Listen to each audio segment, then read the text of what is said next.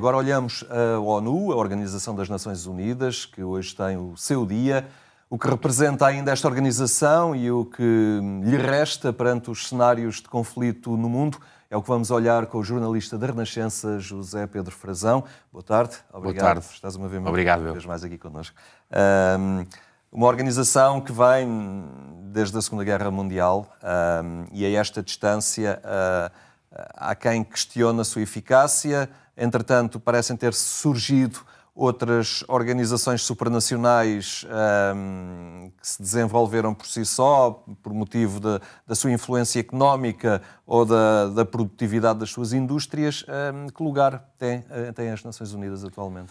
Olha, eu acho que tem um lugar ainda bastante relevante no mundo inteiro.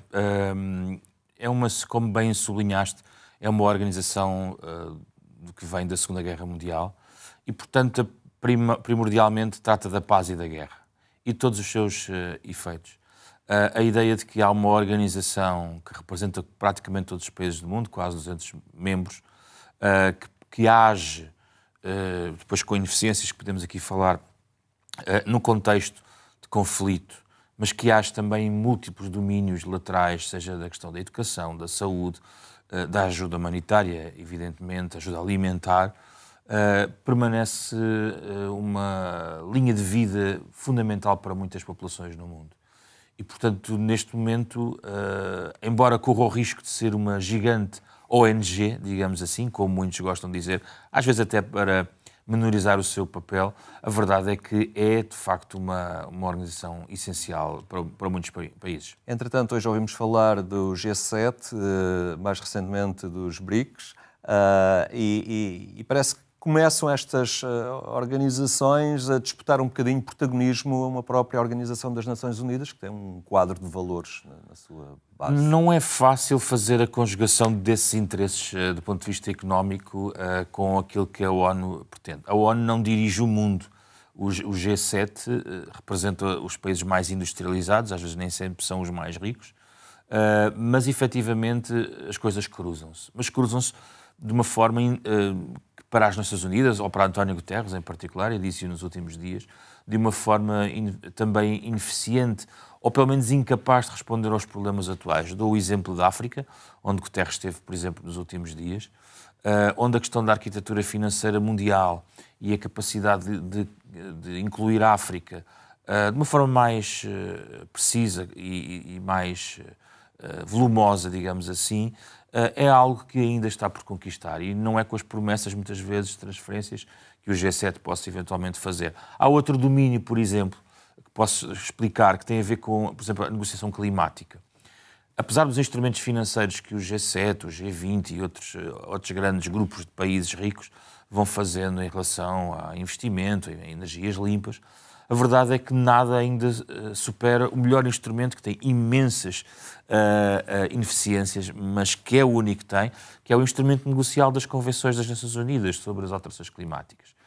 E não existe nada que supere esse multilateralismo ao nível destes tratados. E isso é ainda fundamental. Por exemplo, nestes dias, nós estamos a começar a primeira de 3 grandes convenções na área ambiental muito relevantes. Elas vão seguidas.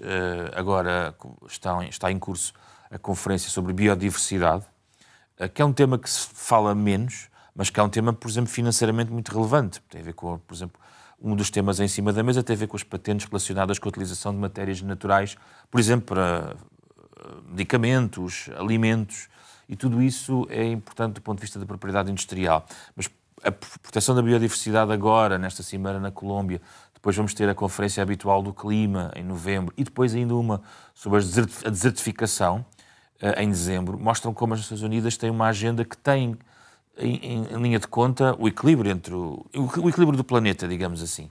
E isso é algo que não está propriamente, se calhar, na primeira linha da ação do G7, digo eu. Olhamos o seu secretário-geral, António Guterres, que percebemos a bondade da sua ação, a vontade de construir um mundo justo, mais fraterno, mais alinhado com a Carta das Nações Unidas, mas temos também um Conselho de Segurança formado pelos vencedores da Segunda Guerra Mundial. De alguma forma, o mundo já está relativamente distante daquela época estes vencedores ainda têm esta legitimidade para condicionar as coisas? Os vencedores têm poder de veto e o Conselho de Segurança é alargado, é evidente, mas verdadeiramente nada pode mudar e é de facto central a questão da reforma do Conselho de Segurança. Vale a pena dizer que o secretário-geral já foi questionado, já disse muitas vezes o que pensava sobre esta matéria, defende uma reforma do Conselho de Segurança, mas ele não pode fazer nada. Efetivamente, é depois na Assembleia Geral da ONU que tudo se vai resolver em relação a um novo arranjo do Conselho de Segurança. Efetivamente, é uma arquitetura que vem da Segunda Guerra Mundial e que muitos dizem desajustada, com exceção dos próprios que mantêm o poder de veto e, eventualmente, não será contrabalançada pela presença, por exemplo, permanente de outros membros. Neste momento, por exemplo, a África reclama a sua presença, quer dizer, todos os continentes estão representados, nem sempre como membros permanentes e, rotativamente, vão mudando. Agora foram eleitos mais alguns países para pertencer ao Conselho de Segurança e Portugal também quer pertencer ao Conselho de Segurança de forma rotativa. Mas enquanto não for feita esta reforma do Conselho de Segurança, nomeadamente a articulação do direito de veto e eventuais mudanças nessa matéria, julgo que pouco pode acontecer de consequente na ação da ONU. É um dominó que eu penso que começa muito no arranjo que possa ser feito. Infelizmente, também não sou muito otimista em relação a essas mudanças. É muito difícil mexer nesse complexo do Conselho de Segurança e do direito de veto. Mas é verdade que, se isso fosse alterado, poderia ter um impacto multiplicador noutras áreas, noutros domínios, e que a ONU deixasse de ser apenas um local de proclamações, tratados não vinculativos. Vou só dar, por exemplo, os Objetivos de Desenvolvimento Sustentável, que surgiram a seguir aos Objetivos do Milénio, é um quadro de objetivos da humanidade que tem muita probabilidade de não ser cumprido. Quer dizer, é algo...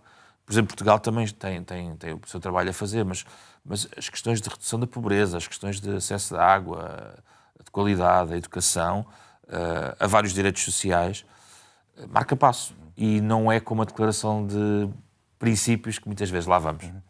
Se há constrangimentos que advêm do Conselho de Segurança, também advêm do financiamento da própria Organização das Nações Unidas, e aí os países acabam por gerir também cartas de trunfo, não é? Às vezes até fazendo alguma chantagem com a própria organização. É verdade. E aqui mais nuvens negras. Não é fácil sair desta conversa com grande otimismo, porque se Donald Trump, por exemplo, for eleito, e os Estados Unidos são, no fundo, contribuintes importantes, provavelmente a ONU vai voltar a passar um mau bocado, como já teve, porque basicamente não pertence à primeira linha, nem à segunda, nem à terceira linha de prioridades de Donald Trump. Por exemplo, se vencer as eleições agora em novembro nos Estados Unidos. Nesta perspectiva, a questão do próprio financiamento da ONU torna-se um problema em si, e depois uma ONU com este garrote financeiro também deixa de ser eficaz para manter um conjunto de missões de interposição de paz, missões humanitárias, programas que todos conhecem, a Unicef, o Alto Comissariado da ONU para os Refugiados, o Programa Alimentar Mundial.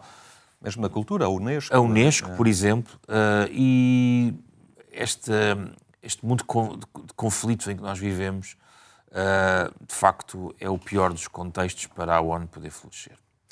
Vamos ter esperança, olhar o futuro e acreditar que esta organização pode ser revitalizada também a bem do próprio mundo. Muito obrigado. Obrigado, José Pedro.